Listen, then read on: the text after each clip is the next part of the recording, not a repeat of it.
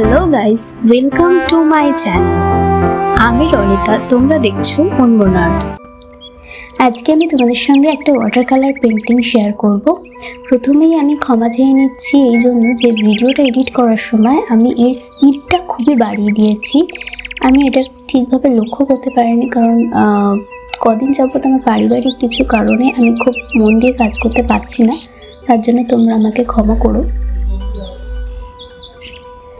আর please কেউ রাগ করো না, আমাকে একটু সাপোর্ট করো।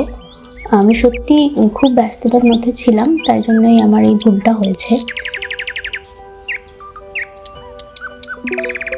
আমি স্কেচটা করেই রেখেছিলাম, তারপর আমি এখানে কালার করছি। তোমাদেরকে ওয়াটার কালারের কিছু টিপস দিয়ে রাখি। সেটা হচ্ছে যে প্রথমে আমি এখানে ওয়াটার দিয়েছি বা জলটাকে প্রথমে ব্রাশ করেছি, তারপরে আমি কালার চড়িয়েছি।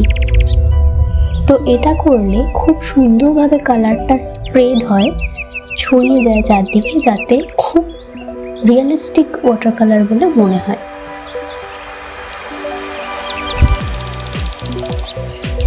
আর কখনোই কোনো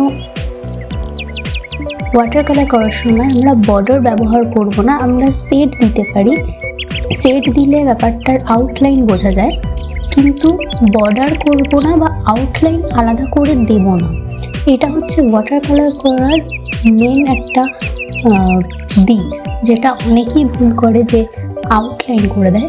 আমি কিন্তু এখানে আউটলাইন করিনি, আমি যেগুলো করেছি সেগুলো শেড।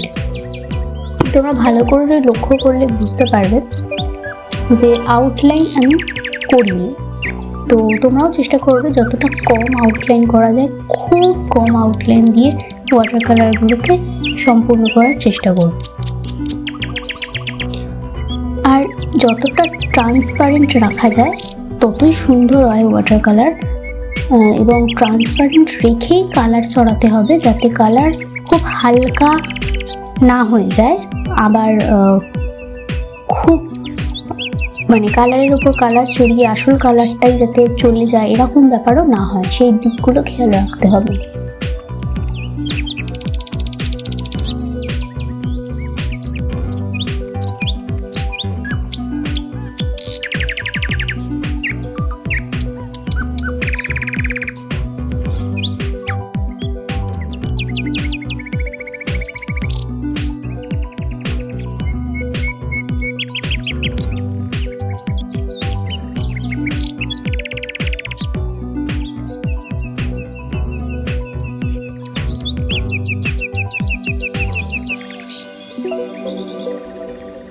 আর যারা মোটামুটি ওয়াটার কালার করে তারা জানে যে এখানে আমরা ওয়াটার কালার শুকানোর জন্য হেয়ার ড্রায়ার ইউজ করি বা অন্য কিছু যে কোনো পদ্ধতি আমরা ইউজ করি।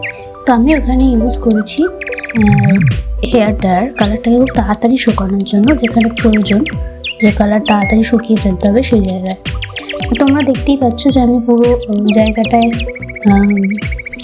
সেট করে নিয়েছি, মোটামুটি আমার কমপ্লিট হয়ে এসছে।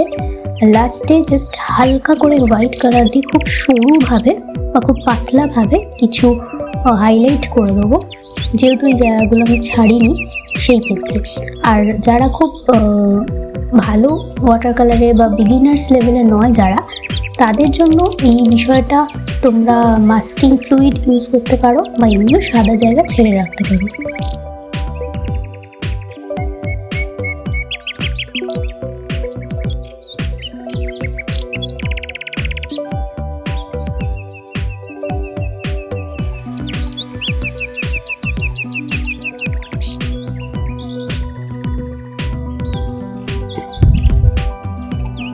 তো চলো, আজকের ভিডিও এইটুকুই, দেখা হচ্ছে নেক্সট ভিডিওতে। ততদিনের জন্য সবাই খুব ভালো থেকো, সুস্থ থেকো, আর অবশ্যই আমার চ্যানেলটা সাবস্ক্রাইব করে আমার পাশে থেকো। Bye bye guys.